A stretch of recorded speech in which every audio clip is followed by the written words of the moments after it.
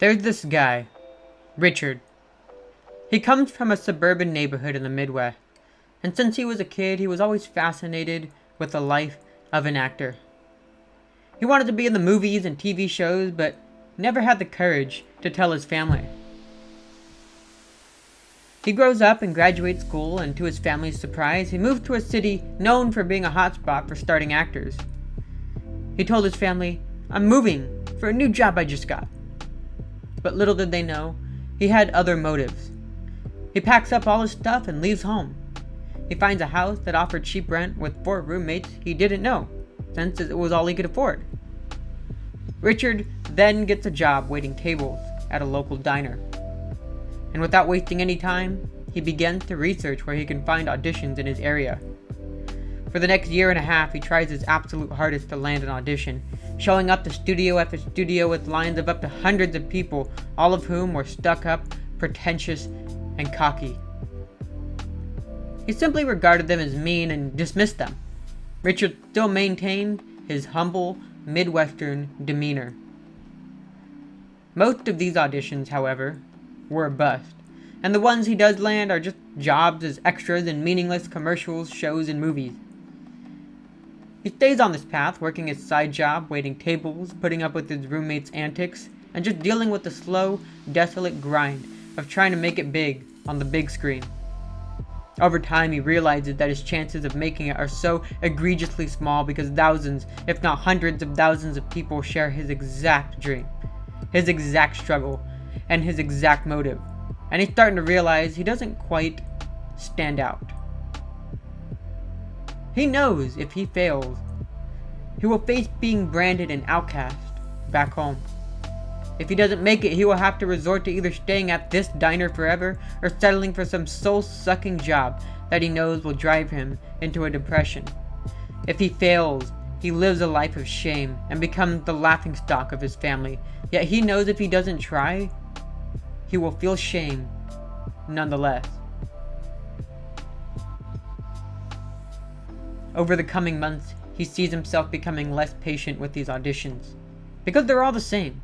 He gets a call, he shows up, tries out, and gets no response.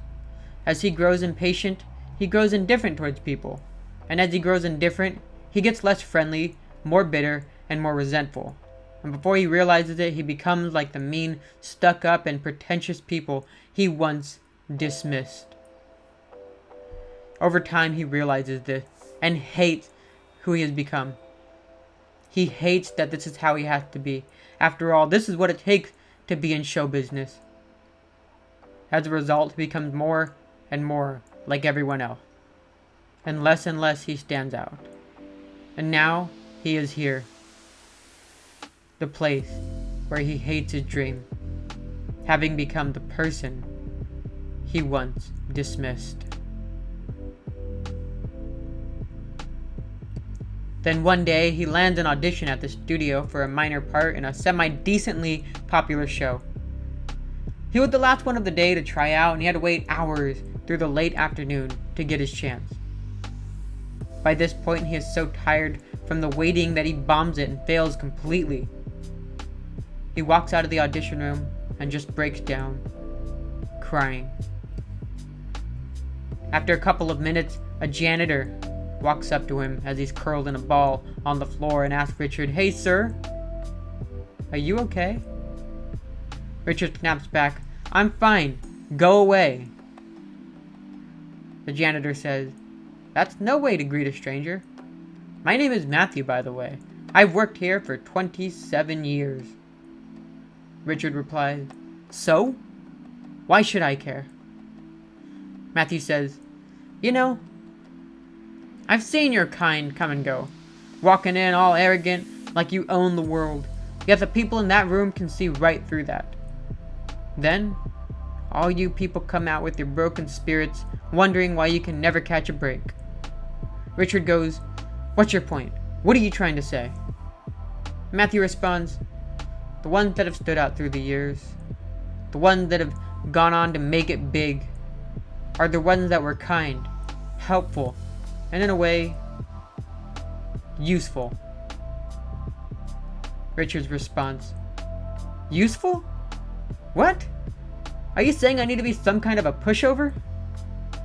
Matthew: No, not some pushover. Obviously, you need to be confident and ruthless at times. But people overlook the value in being a useful person. But the folks that come and try out for these roles, they're all useless, and that's why they never get the role. And until you can figure that out, you never will too. Richard remarks back, Yeah, whatever, dude. Richard gets up and walks out of the studio. On his way out, he accidentally bumps into a stranger and the guy drops all his papers.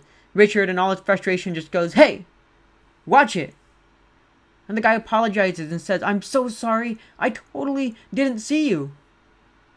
And Richard, who at this point is just too tired to stay mad, goes, Hey, look, I'm sorry I snapped there, man. I just had a long day waiting at this audition. I was the last one to go and I haven't caught a break. You know what I mean? And the guy goes, I totally get what you mean. And just as Richard is about to walk off, he asks, Hey, let me help you with your papers.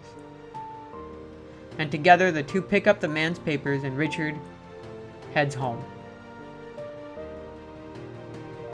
A couple weeks later, Richard gets a call from that same studio saying they'd like him to come and audition for a different role. Begrudgingly, Richard makes his plans and heads off to the studio to audition. He waits in line, and when it finally gets to him, he goes into the room and the first person he sees is the stranger he bumped into just a couple weeks ago. As it turns out, this stranger was an important casting director for the studio and just happened to be on his way back from a break when Richard bumped into him. They both greeted each other with an air of casual friendliness, and the director thanked him for his kindness. Richard went on to do his audition and did fairly well. But just as he walked out of the room, Richard stopped, turned and said, By the way, I know you guys are busy, so if you ever need help with anything, give me a call and I'll see what I can do. Baffled, the casting crew just said, Thanks, we'll keep you in mind. A month later, Richard gets a call from the casting director. Richard, congratulations, you got the role. You start next week, so come by the studio when you can and we'll get you oriented. Richard, who was so excited, he stopped by as soon as he can. He happens to see Matthew, the janitor, and thanks him for the advice. The janitor looks at him and smiles, then says, Keep it up. You're doing good. And not even within 2 weeks, he's shooting for this role as a somewhat prevalent character in a movie that would go on to do fairly well. And because the casting crew and everybody that worked on the movie had such a wonderful time working with Richard, they wanted to continue doing so. And so Richard kept getting referrals and the casting director kept bringing him back.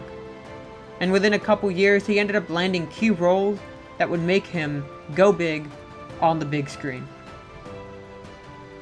Richard went on to live an enriching, fulfilled life. And when he got to a certain point where he was making a lot of money, he finally moved out of his crappy house with those 4 roommates. As he's settling into his shiny big house, he would proudly call his family and share the good fortune. He became enthusiastic, energetic, and rich. And as a result, everyone around Richard felt good. And in turn, people wanted to do the same for him. Richard became a person who made everyone around him enjoy life. Not just because he was living his dream, but because in the most respectable way possible, he was at his core a useful person. When it comes to our own life stories and journeys, we get focused on the mission. Live your dreams, they'll say, and often forget about the human side, which is to just live your life and be useful to others. And this is what we get wrong about dreams. It's that we make them the sole focus of our lives. So instead of focusing solely on the dream like Richard did, the sole focus needs to be about being useful on the path towards your dream. Be useful to the people on the path towards your dream. Because you can live your dreams and still feel useless, yet if you live to be useful, you will feel like you're living a dream. So stop trying to live your dreams and be useful.